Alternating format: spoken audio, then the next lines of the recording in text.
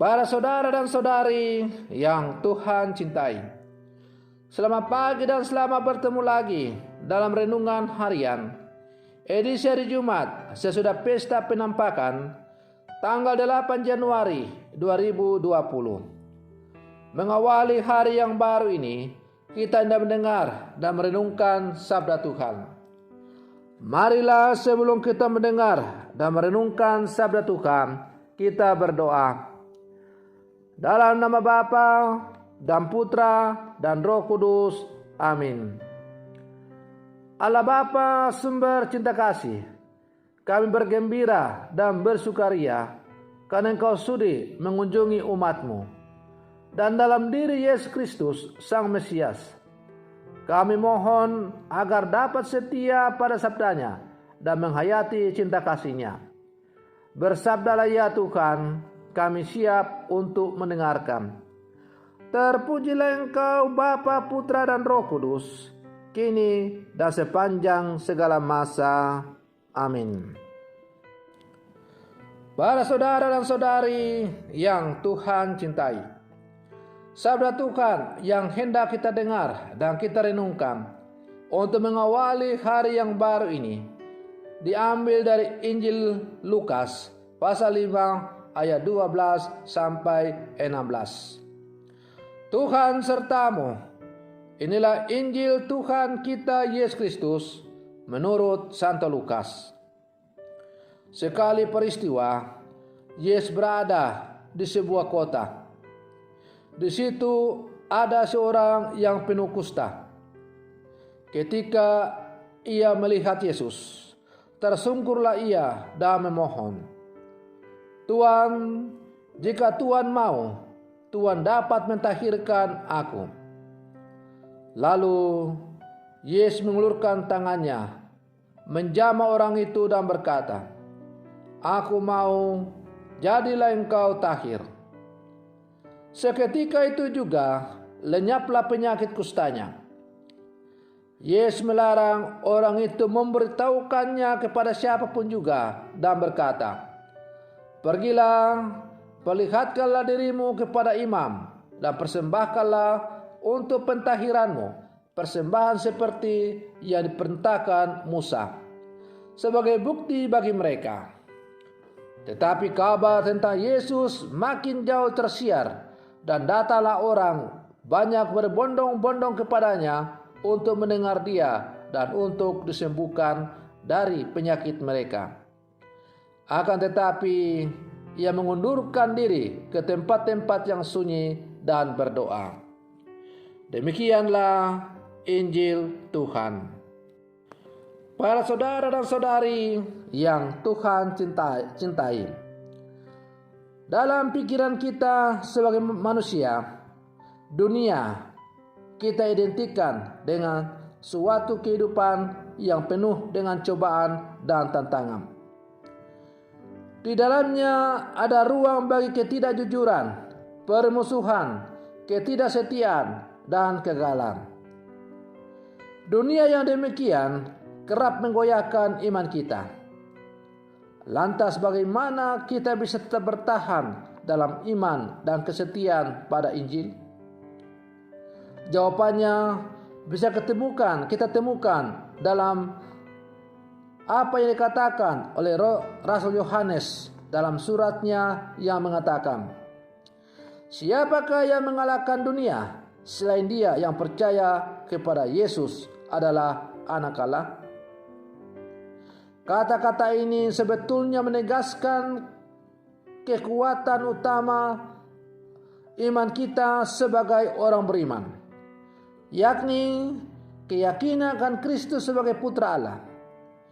Keyakinan itu juga berarti kita percaya bahwa Kristuslah satu-satunya sumber kekuatan untuk melawan setiap godaan dan tantangan dunia. Karena itu, para saudara dan saudari yang Tuhan cintai, bagi setiap orang yang percaya, tidak ada kata putus asa, menyerah, gagal dalam menjalani kehidupan di dunia ini. Sebab kita memiliki Tuhan yang telah mengalahkan dunia dan kematian. Para saudara dan saudari yang Tuhan cintai, pewarta Yesus menghadirkan banyak mujizat dalam dunia. Dan karena mujizat itu, banyak orang yang kemudian menjadi percaya kepadanya.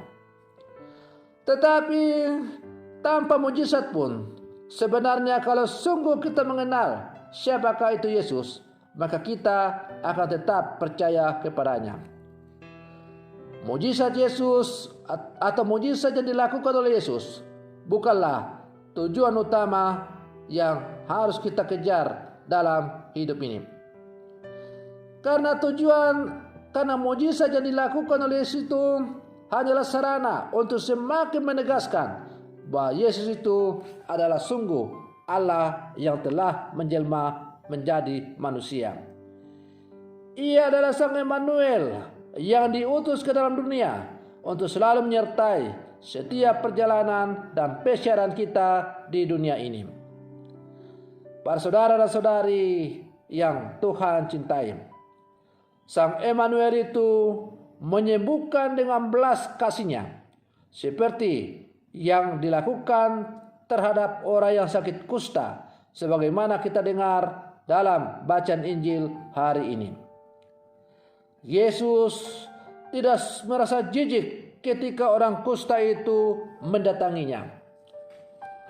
Yesus mengulurkan tangannya, menjamah orang itu dan berkata, "Aku mau, jadilah engkau tahir."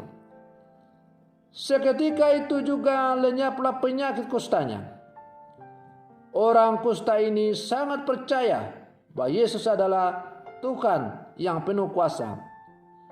Orang kusta ini sungguh percaya bahwa Yesus adalah satu-satunya solusi yang akan membawa dia keluar dari penderitaan yang sudah sekian puluh tahun ia derita. Oleh karena keyakinannya yang sungguh mendalam itu, maka ia berkata, "Tuhan, jika Tuhan mau, Tuhan dapat mentahirkan aku." Ungkapan iman yang sungguh mendalam dari orang yang menderita kusta ini dijawab oleh Yesus dengan memberikan penyembuhan.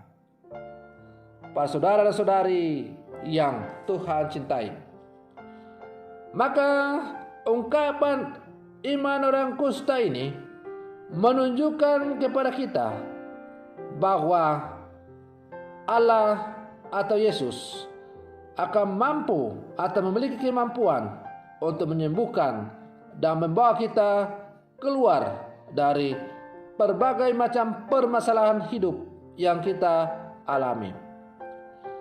Bagi orang-orang yang sungguh percaya, Yesus adalah satu-satunya solusi yang dapat memberikan jalan keluar terhadap setiap permasalahan hidup yang dihadapi oleh setiap orang beriman. Karena itu, para saudara dan saudari yang Tuhan cintai, pengalaman iman orang kusta ini menjadi salah satu contoh bagi kita bagaimana iman akan Kristus dapat mengubah hidup seseorang.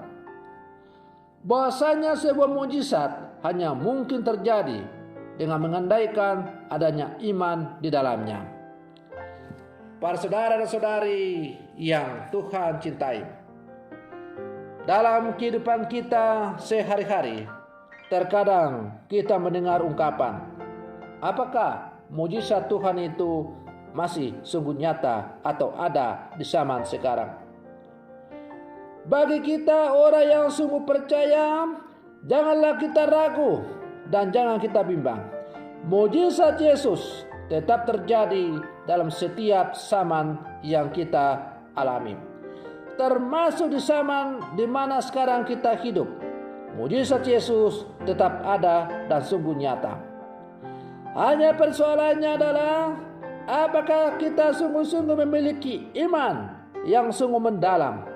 Dan karena itu kita mampu melihat setiap mujizat yang dilakukan oleh Yesus dalam kehidupan orang-orang yang percaya. Tahu salah membayangkan mujizat-mujizat yang hebat sebagaimana kita baca dalam Injil-Injil, di mana Yesus menyembuhkan orang sakit, orang lumpuh berjalan, orang mati dibangkitkan, dan lain-lain sebagainya. Cukuplah kita merenungkan dengan amat sederhana mujizat yang setiap saat kita alami dari hari ke hari, detik ke detik, yaitu nafas kehidupan yang masih kita miliki. Apakah kita sadar bahwa nafas kehidupan yang kita masih alami sampai detik ini itu adalah sebuah mujizat yang luar biasa dari Tuhan, yang Tuhan berikan kepada kita, sehingga kita masih bisa menikmati hidup sampai saat ini. Bayangkanlah kalau Tuhan kemudian mencabut nafas kita, apakah kita masih bisa hidup? Tentu kita tidak bisa hidup lagi, kita mati. Maka nafas kehidupan yang sampai saat ini kita masih bisa nikmati adalah satu contoh nyata mujizat dari Tuhan yang Tuhan berikan kepada kita setiap saat. Tentu ada begitu banyak mujizat-mujizat lain yang juga kita alami dalam kehidupan kita masing-masing. Karena itu, hanya dari kita dituntut iman yang sungguh mendalam, supaya kita bisa melihat dan mengalami betapa dahsyatnya mujizat Tuhan yang Tuhan berikan kepada kita. Para saudara dan saudari yang Tuhan cintai, semoga permenungan saya untuk mengawali hari yang baru ini semakin menghantar kita untuk menjadi orang-orang yang semakin beriman dalam hidup ini. Semoga demikian. Selamat pagi. Tuhan Yesus memberkati.